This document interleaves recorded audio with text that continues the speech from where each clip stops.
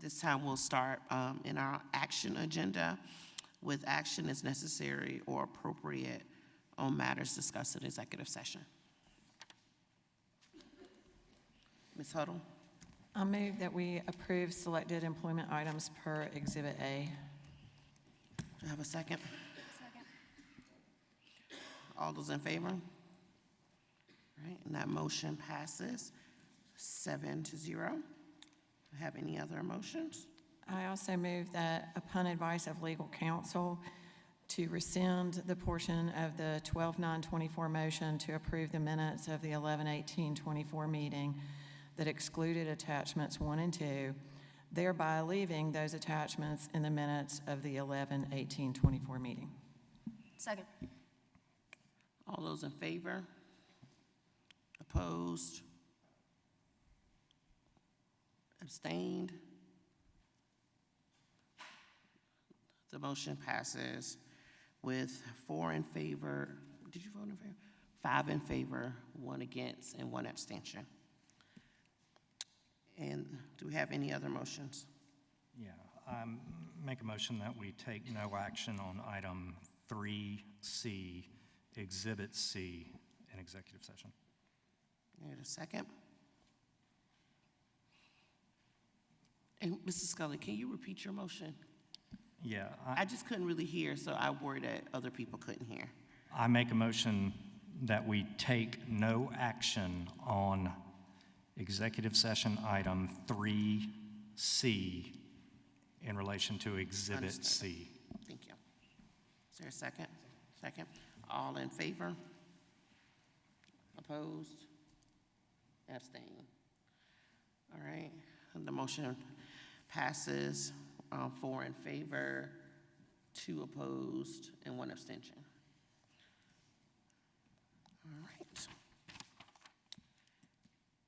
All right. And that takes us to item 13, approval of continuous improvement plan for Dutch Fork Elementary.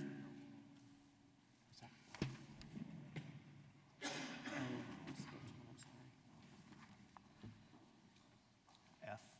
Okay. I make a motion that we approve the contractual matter regarding A&E services for the new Dutch Fork Elementary School as depicted in Exhibit E. Can I get a second? All in favor? Ms. Snipes? Yes. I'm moved to amend the motion to defer the approval until the vendors have had a chance to provide sustainable goals for the project in the contract. Second.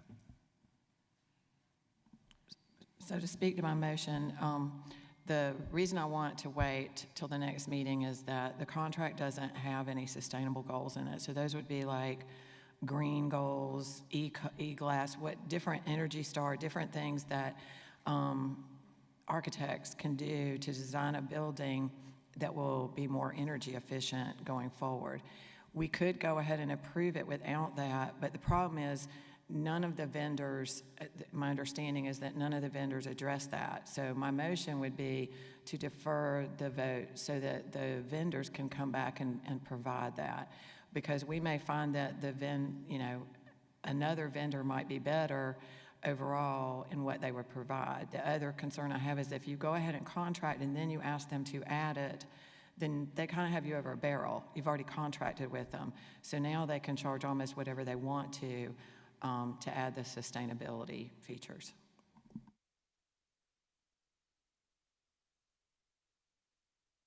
I'm sorry. We have a motion on the floor with an amendment. Oh, go ahead, Mr. Satterfield. Can you repeat what your motion is, Ms. Huddle? I knew you were going to do that.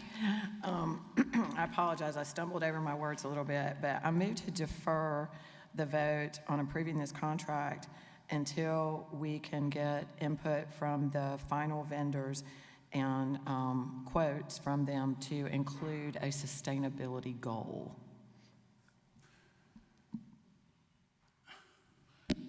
We have an amendment on the floor.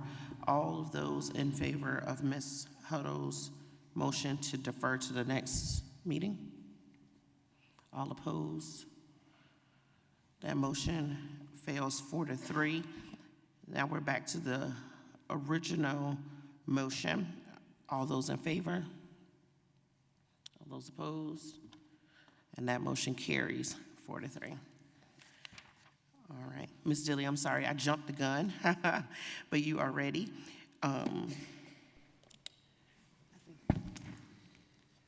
Good evening, Madam Chair, board members, Dr. Ross, executive staff, and Happy New Year and Happy School Board Appreciation Month. My name is Rebecca Dilly, and I'm the principal of Dutch Fork Elementary School, the Academy of Environmental Sciences. I have previously shared with you guys the social and emotional and behavioral challenges we are overcoming at Dutch Fork Elementary. With these challenges naturally comes disruption to instruction, staff turnover, and a decrease in student engagement. While our 23-24 school report card is not what we want it to be, it does not completely reflect the hard work, determination, and love that is poured into the education of our students every day. At Dutch Fork Elementary School, we are all in together to love and grow each other and our students.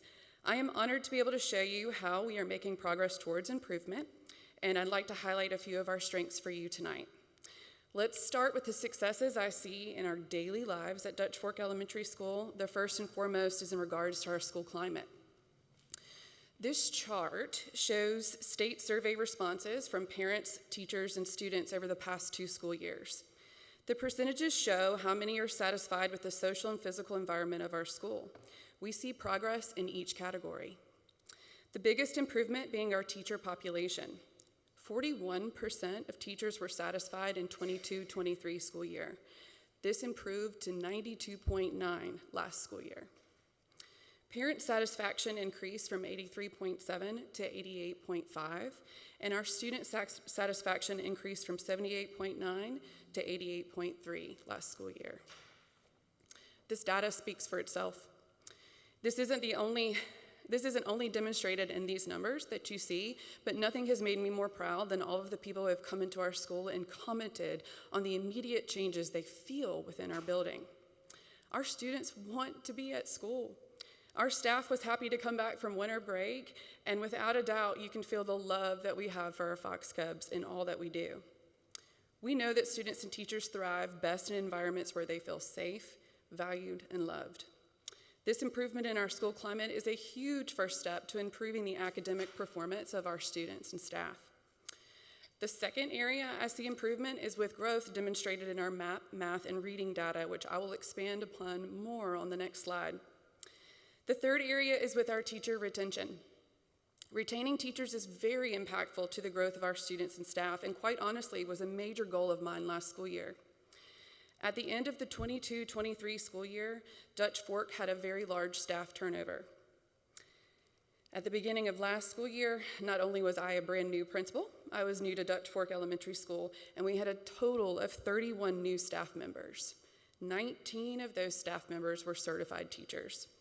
That's nearly half of our certified staff. All were new to the district, new to their grade level, and some were brand new to the profession. At the end of last school year, we retained all of our teachers with the exception of one who retired to be home with her grandbaby. Retaining teachers helps tremendously with improving student achievement and academic growth. Coaching can continue from year to year, processes become solidified, and school climate becomes school culture. As you may know, the primary assessment used for elementary school report card is SC Ready. This is only given one time each school year, and the scores are not given back to us until the beginning of the following school year. While it is valuable data, it does not help us in the moment. When thinking of data to monitor progress throughout the year, data that helps us measure the growth of our students, and data that we can use to pivot to the instructional needs of our students, we traditionally use MAP testing. I am proud to say that last school year we did see growth in both categories in reading and math with our MAP data. On this chart, you are looking at the median conditional growth percentile. Bear with me. This refers to the middle point of all students' growth percentiles within a school, where a value of 50 indicates average growth. It's a way to understand how a student grew compared to peers with similar abilities, similar starting points. The goal here is to gradually increase our median conditional growth over time, and we are taking the steps to do just that. Our students' median conditional growth on average growth in math grew from 54 to 55, and our reading was even higher, growing from 47 to 51.5. We today are celebrating our growth from the fall of this school year to winter, which we took right before break, where now our reading has expanded to 52.5, originally starting at 47 2 years ago. Wanting to achieve maximum growth for our students won't simply make it happen. I can sit and wish all day long, right? We have to take our hopes and desires for academic performance into action. As a leader, it is up to me to set the tone for excellence and model the hard work I expect of all at Dutch Fork Elementary School. For the past 2 school years, we have intentionally developed and utilized the following strategies in order to maximize academic growth of our students. A successful PLC, or professional learning community, is built off of trust among colleagues and between colleagues. There's an intentional focus on student growth and data, and it honestly, you're forced to have some professional vulnerability. We began these at Dutch Fork Elementary in the fall of 2023. Remember, they didn't know each other then. It was brand new and it was really hard to push through. We did it. You will see today, even in these weeks, every Wednesday our teams pull together to discuss our students. Our administration is involved and our coaches are there as well. This is priority to develop each other for our kids. After analyzing our school-wide data on SC Ready this past summer, we determined our school-wide focus in PLCs in grades 4K through 5th grade would be on writing. That's right, we're all focused on the same goal. The power that that has for our teachers is immeasurable, because I know the kids are working on it before I get them. So hopefully next year, they're ready for me. Our 4-year-olds are working on letter writing, and they are ready to go. They're going to be exceptional kindergartners, and I cannot wait to see this process unfold throughout the years. Dutch Fork Instructional Leadership Team created common expectations, or non-negotiables, for classroom instruction. These structures are the same across all grade levels. This builds consistency, differentiation, and structure and routines for our students. Again, year after year, our kids will know what is expected of them, and that consistency will pay off. Dutch Fork was the first school in District 5 to take on letters training. They might not have been happy about it before, but we are there, y'all. We have the majority of our K through teachers that have finished letters. The remaining of us are going to finish up this year, and then I know 4th and 5th will embark on it starting next year as well. We are starting to see those strategies implemented into our early childhood classrooms. That's exciting as well. Capturing kids' hearts was perfect for Dutch Fork Elementary. Who are we? How do we treat kids? It came in at the perfect time for us. It helped us prioritize the relationships with our students and with each other. It helped us streamline our expectations for student behavior and our learning environments across the school. Our professional development focus this year is strictly on improving Tier 1 behavior, Tier 1 academics, and Tier 1 attendance support. Tier 1 is what we typically call the classroom level support. We hope to empower teachers with the tools they need to tackle these challenges within their classrooms. Should a situation rise to a Tier 2 or even a Tier 3, the teacher knows that he or she has done everything they can for that student prior to asking for an additional layer of support. We are also working on a magnet recertification. We are the Academy of Environmental Sciences. If you know much about a magnet school, that means it is ingrained in who you are. With a bunch of new staff, including myself, we are still learning what that means.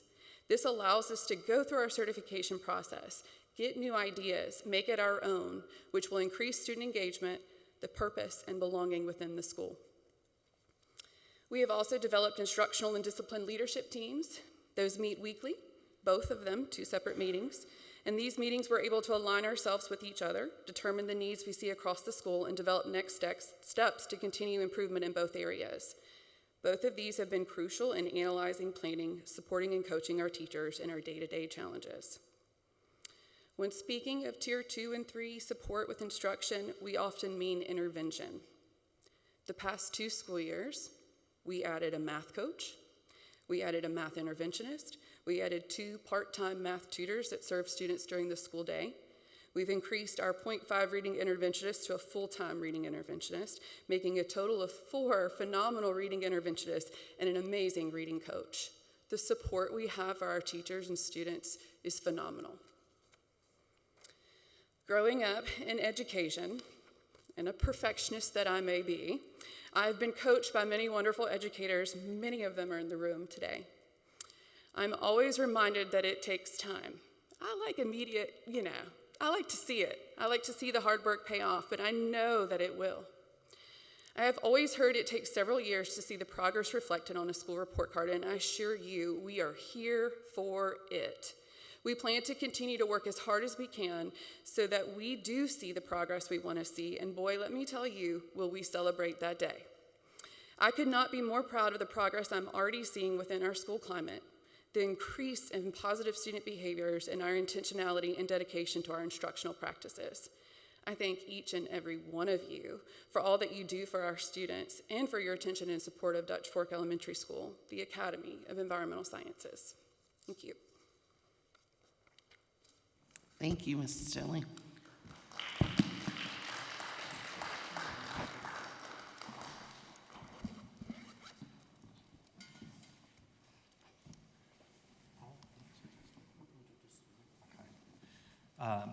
Madam Chair, I make a motion to approve the continuous improvement plan for Dutch Fork Elementary School. Do we have a second?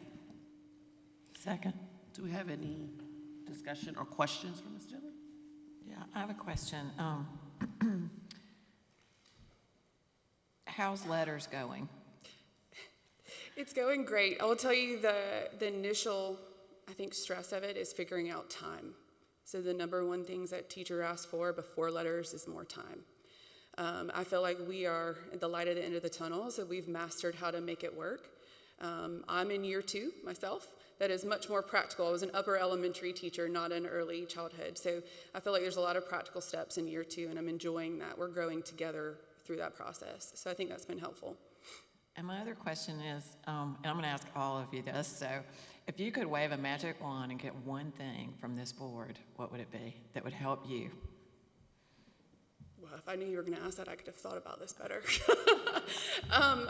Honestly, I'm just going to tell you that I just ask for trust and support, because I do think that we are doing it and we believe in it, and I know it just takes time. As Dr. Ross showed with 3rd grade, you've got kids that are behind. It's going to take us some time to catch up. So what I really think our school needs is that trust from you and that belief from you guys that we can do this and we're the people to do it. So thank you for asking.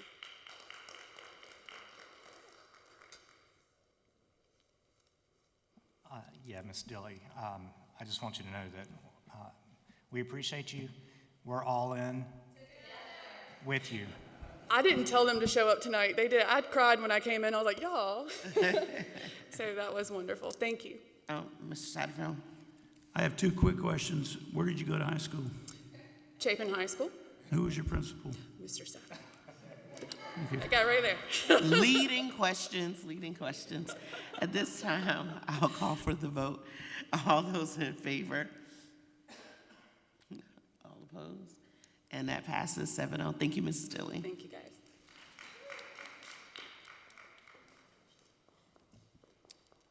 Come on down, Mrs. Hampton. It's your turn in the hot seat. The floor is yours. Thank you so much. Good evening, Madam Chair, members of the board, Dr. Ross, executive staff. I want to take some time tonight to share some stories about Irmo High School. We're going to have us a little Irmo class, okay? Let me see, can I click this? There we go. Tonight I want to share the story of Irmo High School's performance over the past 2 years. I think 2 years is where we can provide some consistent data, something that's clear, things that we can point to, change that we have been able to mold and adapt with those who have been in the building. That story is a reflection of our progress, our challenges, and our cleared roadmap to be continued through improvement. Before I start, I'd like to thank a few people who came with me today. Now, everybody at Irmo High School knows every day we say that in ourselves our future lies because we do our best every day on purpose. So I brought 3 of my folks here with me tonight from SIC and then one of our assistant principals for a little backup, a little support. So I want to start with some strengths. If you look here at the screen, a couple of areas that I'll dig into a little further on in the presentation, but 2 I'll combine and then the other 3 we'll talk about individually. So our college and career readiness, over the past 2 years, we have maintained a good rating for college and career readiness. This consistency is a testament to our hard work and preparation of our teachers, school counseling staff, including our career development facilitator, and staff in preparing students for life after high school, whether that means college, career, or military service. The numbers behind this rating are on the rise because here you see a word. There are numbers, but those numbers are faces. So for our students in the 22-23 school year, we had 115 CTE completers. Last year, we had 140. That number's on the rise. We're doing something right. And our graduation rate, yes, it may say average, and if anyone in the building will tell you I'm obsessed, right along with Dr. Ross, about graduation rate. It is the one data point that we chase, and it is our primary foundation. In 2022, we saw a stabilization of average. We sort of fluctuated from below average, average. At one point, we almost hit good, but right at that below average level. Staying at average reflects our focus on monitoring students weekly with supports, engaging families, and providing targeted interventions for students at risk of not graduating. While there is room for improvement, and the metrics shift almost annually, our goal is to stabilize and have a solid foundation and graduation rate, and I'll talk about that in just a minute on the next slide. 2 additional areas that I want to combine, and I don't know how many of you actually know like all the points and the things of how the report card is calculated. I remember, Ms. Hoddle, a couple years ago, you came to every now and again I do a lesson and I invite everybody. So that lesson was on graduation rate and exactly how the report card is calculated. Because it looks very easy, but it's not. If you look at that accountability manual, you need a degree in calculus in order to figure it out. So I want everyone to know exactly what that looks like. So for us, looking at academic achievement, which is English 2 and Algebra 1, and preparing for success, biology and U.S. history. All of that is based on the end of course exam. And for end of course, you may pass the class with a D, but for the report card, you must have a C or better. That changes your numbers. It may look one way in your building, but it looks completely a different way on the report card. So through some intentional strategies, we have shifted our professional development.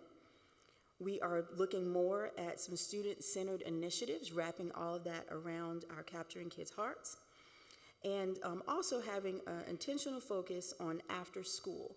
We were just afforded an opportunity to participate in a grant that provides some after-school tutoring that we want to absolutely use to our advantage. So demonstrating all of that, we're moving in the right direction and gaining momentum. I want to skip to graduation rate. We have one primary goal at Irmo High School. I start every meeting with this. 100% of our students will graduate with a high school diploma or credential and a post-secondary plan. The latter part of that goal we met last year. 100% of our graduates had a post-secondary plan. That's something to absolutely celebrate. Does that get calculated? No, it doesn't, but that's okay because it gets calculated at the 6671.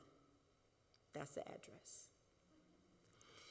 In 22-23, Irmo High School received, we were 80.6. However, in 23-24, took a little dip at 78.5. While this decline is a little concerning, there's some areas I want to highlight and tell just a few of little pieces, tidbits of where our focus and our efforts have gone this school year to ensure that we meet our goal. Our goal this year is to go back to 80. If it starts with an 8, I promise you I will stand on the building and scream and shout. Y'all have to come get me down. Our goal is 80. Right now, we can achieve that. It is doable, but there's some things that we have to do. So if you look here for our four-year cohort, we have a dedicated team of folks that look weekly at monitoring students for graduation. That is if we need to provide some personalized support. It's an all-hands-on-deck effort between our administration, our school counselors, our social worker, our registrars, and several of our clerical assistants to make all of the gears turn. We also work with sometimes with the 5 Academy and the Academy for Success in order to make that happen, because we do have students in multiple places. So we have to be sure that all of those students are accounted for and that we're having conversations for them every week. Our student focus teams is a little different. Our administrators and school counselors are paired. So each administrator and each school counselor are paired. Every week they meet, and we call it, it's a very highly technical name, mini student focus. So in mini student focus, we talk about exactly which students need assistance, and then how can we do that on a weekly basis. Then once a month, those teams, we come together in our, wait for it, big student focus and determine who exactly needs assistance. That is where we really double down on, do we need to do a home visit? Is there an extra opportunity that the student can have for tutoring? Could it be that we really need to take that student during, we have a 30-minute time during the day, do we need to take that student and provide extra assistance during that time for academic recovery? Which leads me right into it. We're really working on our content recovery and credit recovery. Content recovery happens during the school day, during the year, and it kind of ends at the end of each quarter. The goal is for students to be able to catch up during that time, so that way I don't take a D, I don't take a C from second quarter into third quarter. So we're being real deliberate right now, particularly at the end of this semester, now going into the second half of the year. How can we support students with content recovery on a daily basis to be able to get them where they need to go? Because for those who most need it, we have to be very intentional about that. Next one is focus on unlocated students. This is almost like the misnomer, the pieces that you don't see in the report card. Every year we have a number of students who, for whatever reason, they leave the cohort. And when I say cohort, that's the students who are in 9th grade and they move through 12th grade. Currently, our cohort for this graduating class is 467. 467.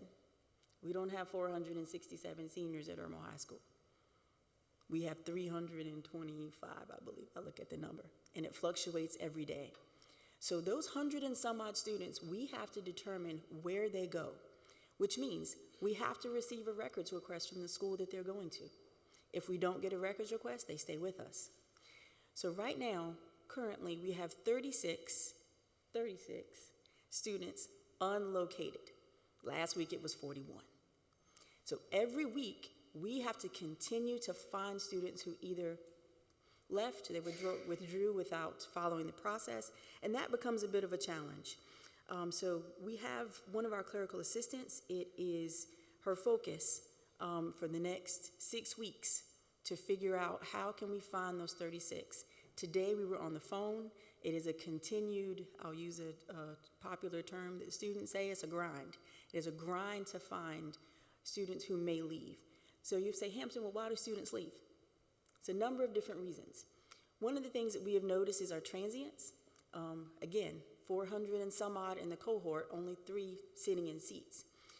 Currently, Irmo High School, we sit right at about 20 plus apartment complexes that sit in our attendance zone. It's a lot of transients back and forth. So we have to be really diligent about knowing our community, about knowing apartment managers, being able to get information to know exactly where students may have gone in order for us to be able to track them. So that's a number that sometimes you don't see, but it really does impact our graduation rate. The next one is stakeholder communication. Just being in communication with our parents, with families. A lot of times what we need, we may not have in the building, but that doesn't mean I can't pick up the phone and call Union. That doesn't mean I can't pick up the phone and call Elevation Church. Our faith-based community has been very, very good to us with providing services that we may not have at the moment, or things that may be an extension of the school. So just having that stakeholder communication and support is extremely important. Again, it may not be where we want to be, but we're working on it. Next, we'll talk about our multilingual learners. We have, on any given day, walking through the halls of Irmo High School, and Mr. Scully experienced this in his visit a couple weeks ago, you will hear a number of different languages. We currently have 202 students where English is not the only language spoken in their home. Currently, some of our high-flying languages are Pashto, Farsi, Arabic, Korean, Vietnamese, and Swahili. That's just to name a few. There are times when, and Dr. Ross just mentioned this a little while ago, there are times when I think we have our teachers with the Herculean task, because I may have a student sitting in front of me who speaks no English, but we have to pass the EOC in English too. That's tough. It's a tough ask. It's a tough pull. Do we do it? Absolutely. Is it successful 100% of the time? No. But do we put in 100% effort? You better believe it. So this year, we've been afforded the opportunity of having a 1.0 FTE, multilingual learner teacher. Before we had a 0.2. That has been made a huge difference. Our teacher now has the ability to push into classrooms to be able to assist students and their teachers with translation, with different scaffolding strategies, and then language acquisition techniques that student can then use not only in English and math, but also science, social studies, PE, visual arts, wherever they choose to go. Has been a tremendous help to us, and we are absolutely grateful for it. Earlier I mentioned our professional learning and our professional development. This is one of the pieces that we've also shifted to allow students to be able, our teachers, to be able to work with students in a different way. So we're changing the mindset of what we want our professional learning to look like, because oftentimes we don't necessarily think about a student who may be listening to you in English, but then trying to translate in their mother tongue to make it make sense. So we're having to include that in our professional learning so students and teachers can meet in the middle. One of the pieces that we're going to try to work through is Flashlight 360. It's a software that we have put in a requisition for to purchase so that teachers can use this in their classroom, and particularly for our MLL students in their courses. Now, not all 202 students are sitting in an MLL class. Currently, we have 67 students who will be tested at the end of February, sometime some parts of March, on the WIDA Access Assessment. And this Flashlight 360 is an effort to help prepare them to lay out what that curriculum may look like in a way that they can navigate, and then also for them to be able to have some skills to pass the assessment.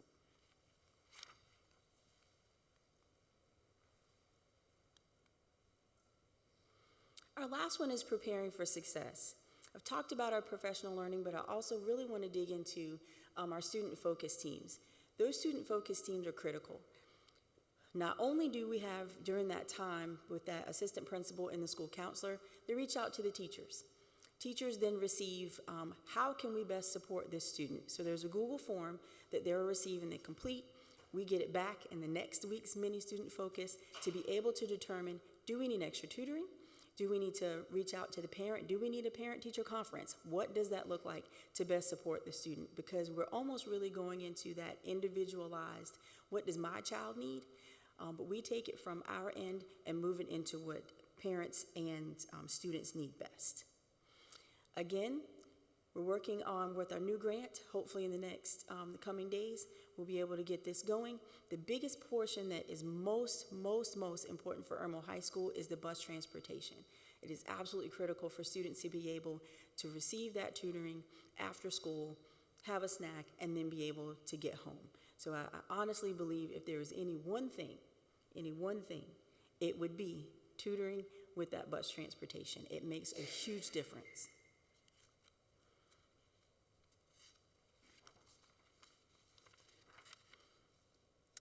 Looking at our data, it is clear that Irmo High School is a school in transition.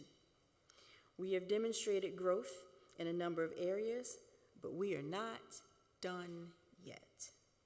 Our goal remains to increase our graduation rate and to continue our progress with college and career readiness to ensuring that every student gets what they need.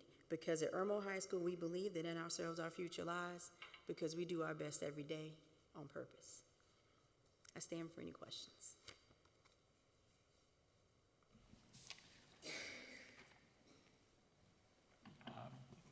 Madam Chair, I make a motion to approve the continuous improvement plan for Irmo High School. Do I have a second? Thank you. Do we have any questions for Dr. Hampton? Ms. Huddle? Thank you for answering my question in advance.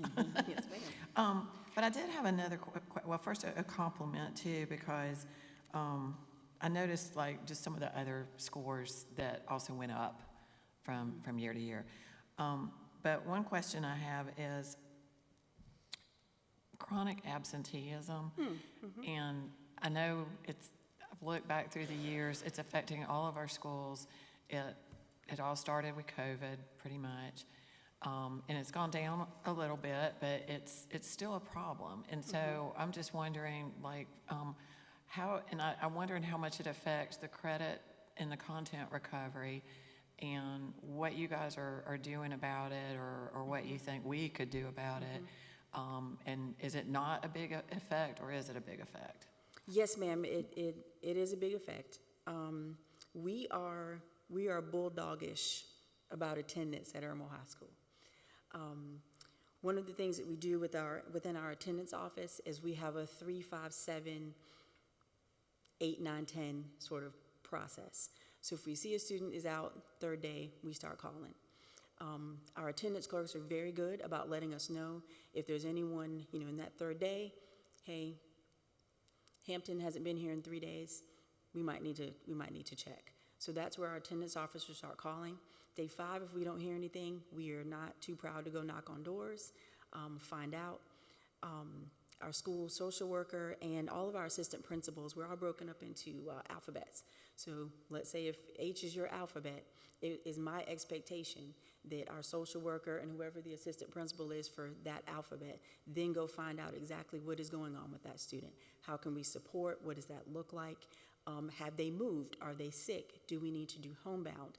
Our nurse works very well with us for our homebound students and any 504s we may have.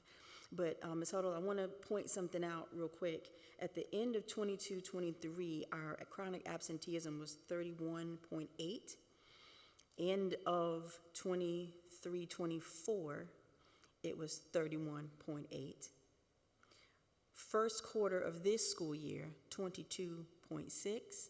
Second quarter of this school year, 22.2. Yes, ma'am. So we do a very good job with attendance. The other thing is, high school's difficult. High schoolers, they think they're grown. So you have to be sure everyone is included and they want to be a part of. So we do a really good job with incentives. We do little games or races. This class gets this. Our classes tend to be very competitive. The freshmen and the seniors think that they're in battle. So we have these little points. And then last year we started doing, and it sounds small, but tardy parties. Oh, you would not believe the hype for a tardy party ticket. So our students are very excited about those type things, but they also know that we mean business. So if you're not at school, someone in Irmo High School is going to come find you, have a conversation, and talk with you about that. So yes, ma'am, I think we've made really good progress. One of our assistant principals, Ms. Mars, is over attendance, and she absolutely manages it every single day. Thank you. Do we have any, Mr. Satterfield? Yeah, I just want to make one quick comment. You know, after being in schools for so many years, one of the things that used to drive me crazy is I think a lot of folks in our community and at the state level think just because every kid gets on a school bus, they all come ready to learn and they all come with the same abilities to learn. And I've had the opportunity to work it from one end of the district to another, to the other, so to speak. And I know that every school is unique. Every last one of them is unique. The things that you all face they're just different from other people. That's just the way it is. And I'm glad we have a lot of forward-thinking principals, but I would remind you, I don't know if it was Ms. Huddle or Mr. Scully that said, you know, we are really here for you.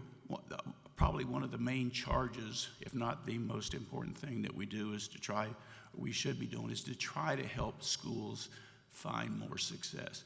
And I know you got Ms. McCaskill, who's very concerned and always looking for ways of improvement, and you certainly have a forward-thinking superintendent, because I work with him, and I know he's always looking for another angle, which is the way you got to do.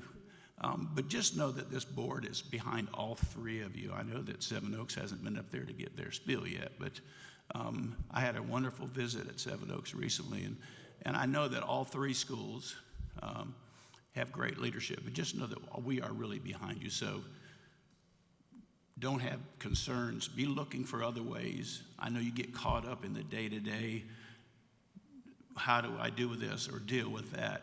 So sometimes it's a challenge to be real forward-thinking or looking at other ideas, but just know that we are behind you, okay? Thank you. Yeah. Yeah, Dr. Hampton. Thank you. Irma's coming, y'all. Irma's coming. She was absolutely right. I mean, Dr. Ross, let me tell you about him. Because that's what they call her at school. Her students, her staff. The love she has for her students and that school is palpable. And you see it and you feel it everywhere you go. Every student that passed by us at school, whether it was in the hallway or outside in the courtyard, she knew their name. They came up and they hugged her. You can't go in the cafeteria with her because you can't get in the door. Students are always just coming up and hugging her. She knew their backpack. There was a student that was a poor guy. He was chasing, like one of the faculty was trying to keep up with one of the kids, escorting him somewhere. They went around the corner and it was like, hey, where's so-and-so? And she said, oh, I saw their backpack go that way. She knew their backpack, not just their name, but their backpack. I mean, you don't get that every day. My principals never knew my name. It's just, we appreciate you. We recognize the struggle. You've got nothing to be ashamed of. We're extremely proud of you. We are here for you. And Irmo, you have a great staff. I believe in you, all of you, and Irmo's coming. Thank you. Thank you. This time we're going to call the question. All those in favor of the motion? All opposed? And that passes 7-0. Thank you, Dr. Hampton. Thank you. And last but not least, Seven Oaks.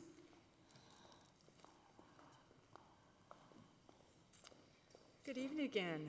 Thank you guys for letting me come twice in one night. I am so blessed to be a part of the Seven Oaks family officially in August. And I don't have a very fancy speech like the other ladies have put together tonight, but I can absolutely talk from the heart about the special things that are happening here at Seven Oaks. Some of the things that happened, some strengths that we saw from last school year were some growths in the teacher satisfaction, both in the social and physical environment. The working conditions increased for them last year, and their view of how the professional development was going throughout the school year. So those were positives that they saw within last year. Also excited about the diversity of our AGP enrollment and how that has grown. That's something that we have focused on, continued to focus on in the 24-25 school year. So some of the things that we have been working on since coming on board for me in August, we are proud to say that we have reestablished a PTO. Went to the bank today to change those orders. So you'll be excited, Heather, that that is in motion. That account had not been touched, I think they said, since 2021. So we are very, very excited to get that reestablished and be able to celebrate the staff and the students through that work of our families and the parents that have come in to support that.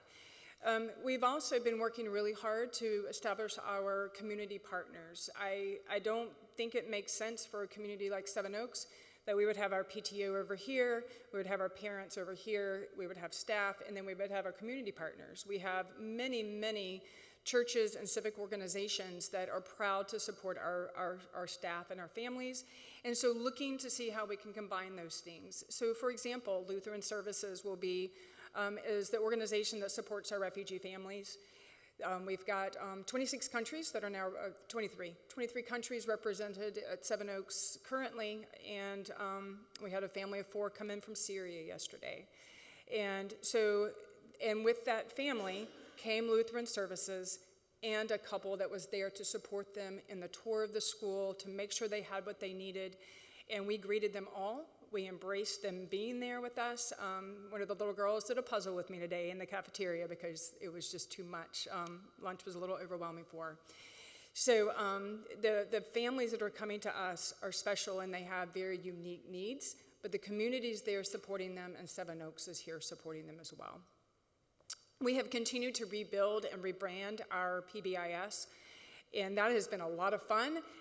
You will see very soon some houses that are coming, so that theme of competition, not between just classrooms, but between 4 houses that will align with our new mascot. So, and those will all be aligned to our behavioral expectations in the school, and we'll have a very unique international theme to them as well. So those will be coming very soon.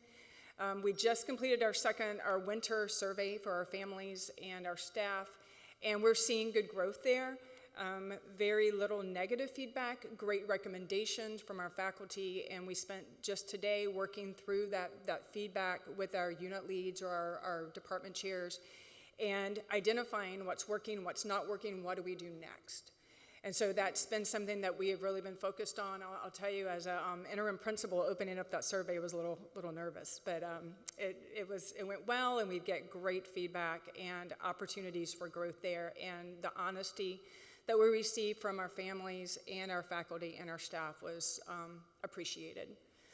We're continuing to work on an after-school program that is coming through Project Aspire, as I mentioned before. Becoming the first Midlands PYP International Baccalaureate School. We are currently in the candidacy stage, and we are very excited to be working towards what that's going to come and the work that we're going to have with Project Aspire. We've got national speakers and coaches coming in Wednesday. That'll be their first time on campus with us. But we've got training for the summer. We've got other, there's basically 4 coaches that will be working with us over the next 3 to 4 years. And so we're very blessed to have that opportunity for these exceptional trainers and coaches to come in and support us as we transition to this inquiry style of learning at Seven Oaks. So along with that after-school program, we are still determining exactly which group of students we want to target for our after-school program that will be funded through Project Aspire. We were also working closely with our social workers to identify our families. We currently have 33 students that are identified as McKinney-Vento. So do we focus on our students that maybe need that additional time at school to make sure they've got that snack, to make sure they've got someone to help them with homework, to make sure they have Wi-Fi before they go home to what is home for them at the moment. So continuing to work, Jennifer Felkel, our social worker, has been exceptionally helpful in that process of trying to figure out and identify exactly who should be a part of that request to stay with us until 6 each evening with transportation. From an academic standpoint, we are continuing to conduct professional learning communities bi-weekly, our coaching bi-weekly. that is such a blessing to us to have those opportunities for common planning, for common support. I'll give an example. As you guys know, 10% of our report card will be around science, which will be, was not on the report card last year, and it's only for 4th grade. So our 4th grade teachers have a lot of heavy weight on them, just like our 3rd grade teachers do for Read to Succeed. Our 4th grade teachers are worrying about how are they going to fit into this science expectation. So one of our amazing instructional coaches was able to come in. She said, can we have a day to plan? And because of the blessing of having professional development days built into our budget, they were able to spend a whole day together planning things out, knowing what's coming next, and really build the opportunities for our students to be successful in science as well. So there's the types of coaching and support that our teachers are receiving every single day. And so thank you all for that opportunity for our staff. We're working on tutoring.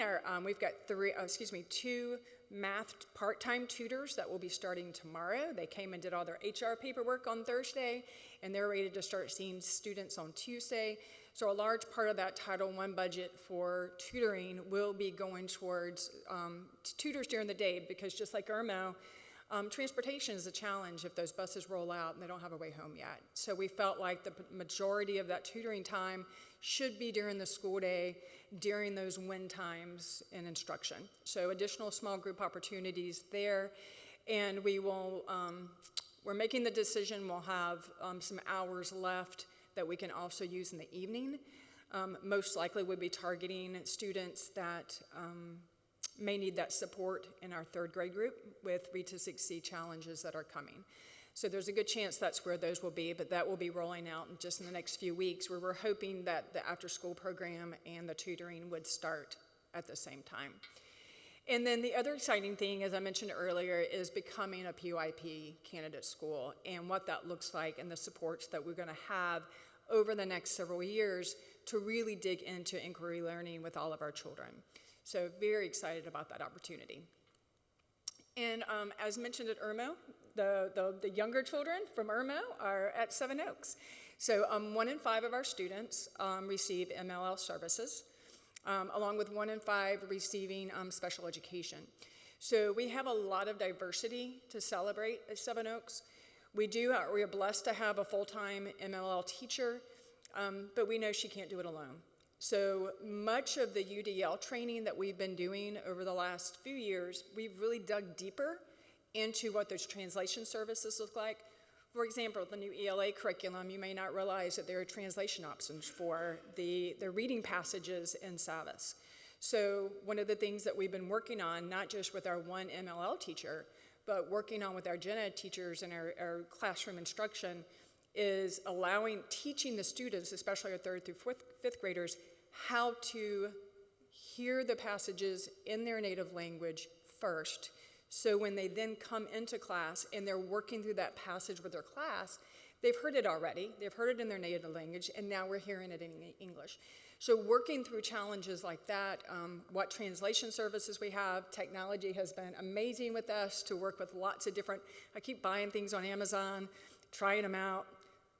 Not on the Wi-Fi, Jenny, I promise, on my hotspot on my phone. Seeing if they work, and then, because we really want the opportunity for the students to be able to be students and be children as they're learning English. That's near and dear to all of our hearts. Our children are coming to us a little nervous from where they've come from. Some are very, very war-torn areas of the world, and now they're at Seven Oaks, and we're going to embrace them and celebrate them and meet them where they are. One of the other things we're doing with these families is, it was an aha for me a few weeks ago, because I kept thinking, what translation services do we have? What can we use? What technology do we need? And it was one of those 3 a.m. in the morning, and I went, I haven't asked them. I haven't asked the parents what translation services they need. And so we have a meeting coming up, I think it's next Thursday, where I've had, there's 5 or 6 families that are second language families that we're gonna meet, we're gonna have breakfast, and we're gonna talk about it. We're working with Lutheran Services very closely to try to build some opportunities to go into the community. There's some families that are not allowed to come into school without an escort. And so meeting those families where they are, going to them. We're working on building block parties, so when we have our international themed events throughout the spring, we'll carry that over into the neighborhoods as well. So really trying to make those connections, build those relationships with every single family at Seven Oaks is a key that we know is going to be, it's going to help us lead to success for all of our children. And then I know attendance is something that Ms. Huddle is absolutely interested in. That is something that we are working on. I can give you the data points that last school year, our chronic absenteeism was at 24.34. We're currently, as of today, at 22, which is not where we want to be, but it is less. And that is all still below the national average in 22-23 was 28%, and the state was at 25. So not an answer that we want. We still want to be well below that 22, but it's something we're continuing to work on. Our wonderful assistant principal, Michelle Johnson, had a great idea coming back from winter break. We started our days with a Legoland or a dance party, and we were encouraging kids to be there, be on time, and to have fun when they come back to school. So we've also had, right before winter break, we had hot chocolate with parents, talking to them about the importance of attendance, why that matters, why we need them every day. So along with the biweekly running of the rosters and checking that data, we're trying to come up with creative ways to get parents and students engaged and get them at school every single day. So, and we have an exceptional registrar as well, and she's tracking them down, very similar as we are in Irmo. If we've got a child that we're not quite sure where they are, Lisa will beat the bushes until she finds out exactly where that child is and to make sure that child is okay. MTSS is continuing to be done weekly, and we are working to build our social media, our newsletters that are going out. We are intentional in making sure that our newsletters that go out can be translated, so that it won't be every language. We're learning that some of the ones that Karen mentioned are hard to translate here in the U.S. So that's a challenge for us that we continue to work through. But we are meeting with families on attendance plans. We're building that trust with them. We do lots of drawings and gift cards that, not with our budget, I promise, donated to try to get families in and get them engaged and help them understand the importance of being at school every day. And that's it. I hold for any questions. Can I get a motion? Yep. I'll make the motion, and then I can ask a question. I move that we approve the improvement plan for Seven Oaks Elementary School. Second. Thank you. Go ahead, Ms. Huddle. Okay, so you can't say trust, that one's already been used. I know. So if you want to, what would be, if you could wave a magic wand, what would be the one thing that you would want from the board that you don't already have to help you with your plans? Well, I think I have this already, but I want Seven Oaks to be celebrated for the way they deserve to be celebrated. And when we talked about this report card with the faculty and the staff, we were very clear that this does not define who they are. It does not define who our children are. These are special, special children who deserve to be celebrated every single day, and every minute matters for the instruction that we can provide to them. So just that continued support, but also to celebrate. Come visit. Come see the amazing things that are happening in our school and the staff. They are exceptional children and deserve every single opportunity that any other child in any District 5 school receives. Do you have any other questions? All right, we'll call for the vote. All those in favor? Those opposed? And the motion passes 7-0. Thank you. Thank you.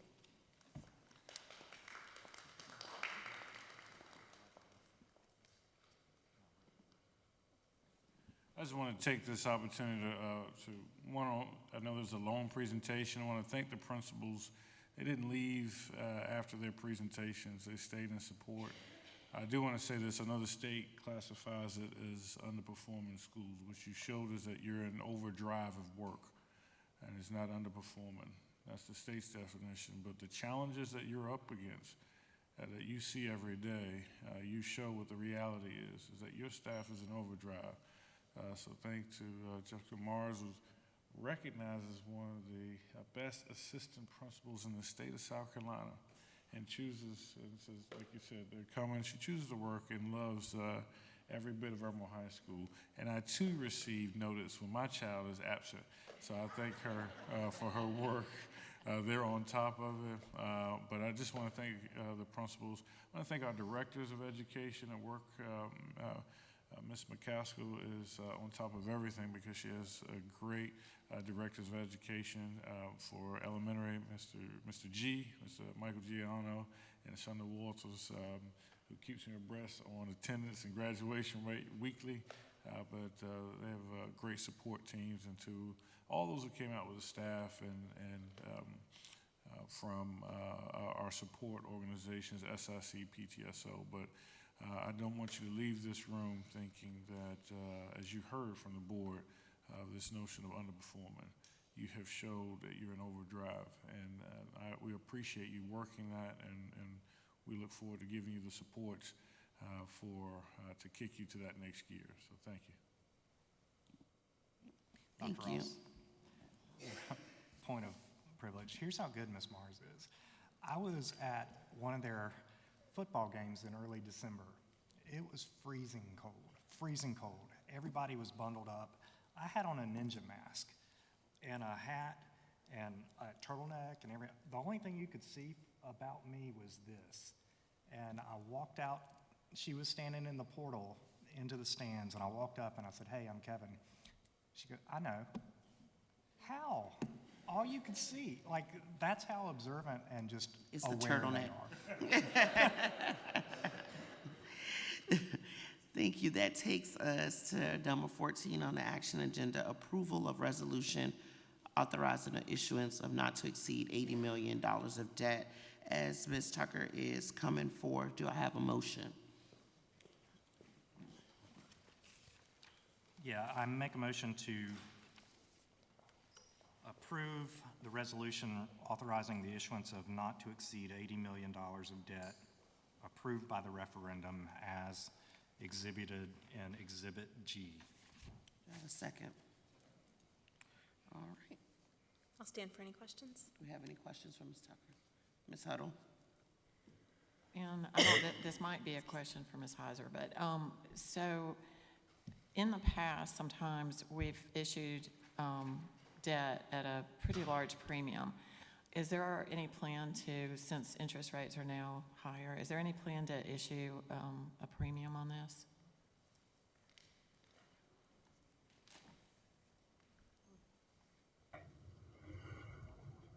We also have Jay on the phone as well, Okay. so just in case. Yeah, I think Mr. Glover is available remotely. The answer is that this debt will be offered for public sale through a competitive process. And so if there is a premium offered, it would be what the marketplace offers at that time on the day of the sale. So how does that work? That might be a question for Mr. Glover, but like people bid on it, or how does that work?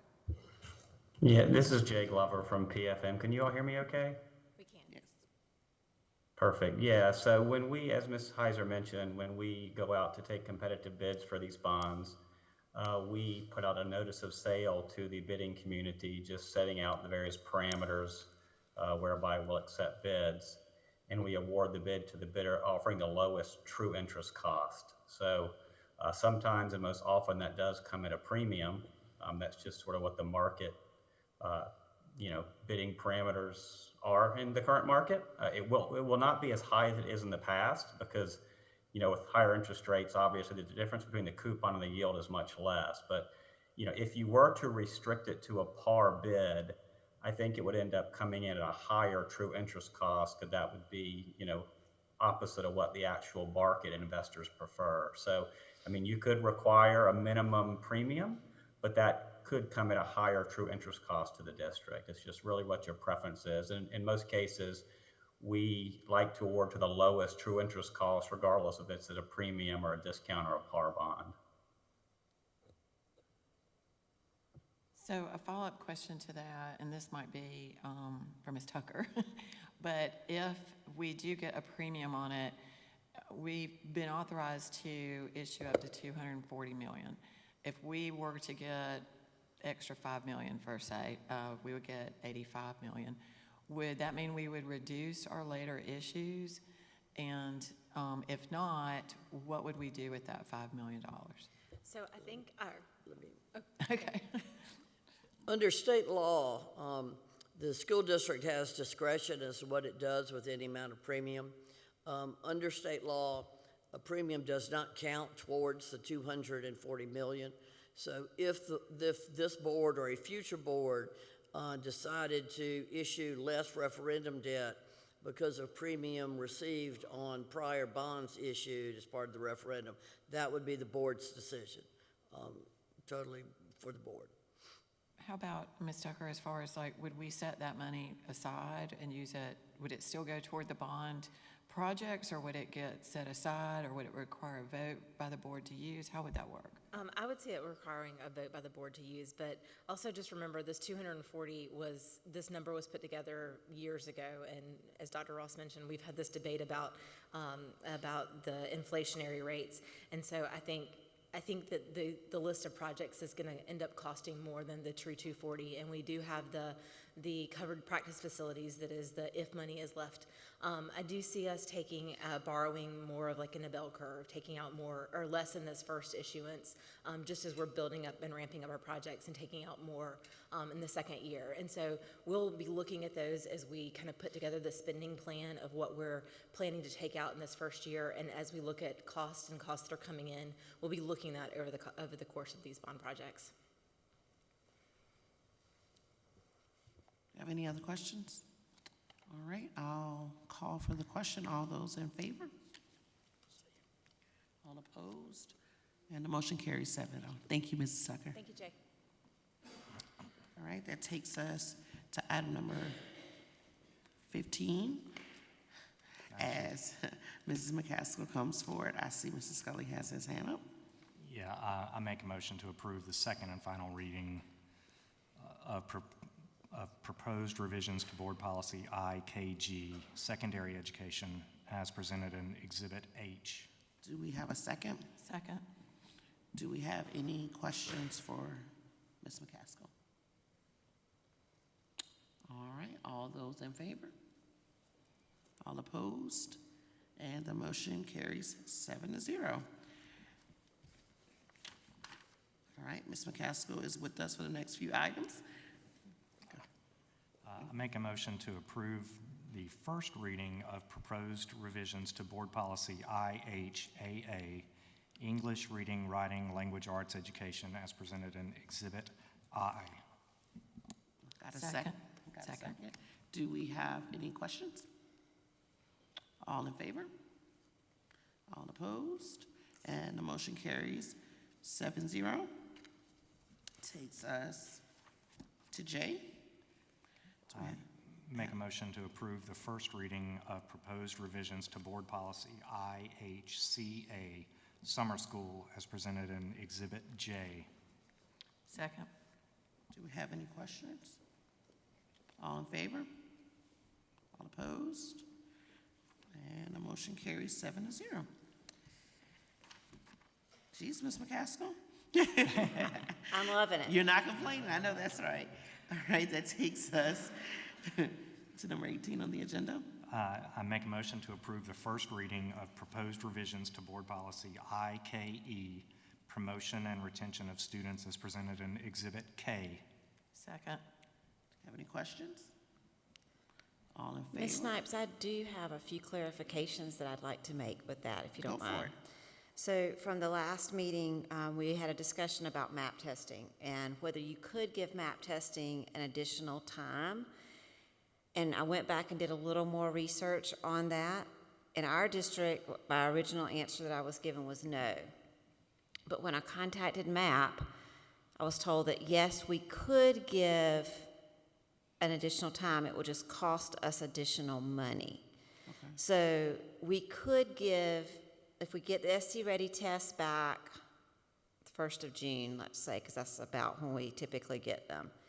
Between that and summer reading camp starting June, I don't know, 8th or 9th, somewhere around in there when it's supposed to start, we could give that MAP test if we've got a child that is close but really shouldn't have to go to summer reading camp, but we don't have a score to say that. We could give it to them then, and if they make the cut score of 187, they would then not have to go to summer reading camp, and they would not be retained.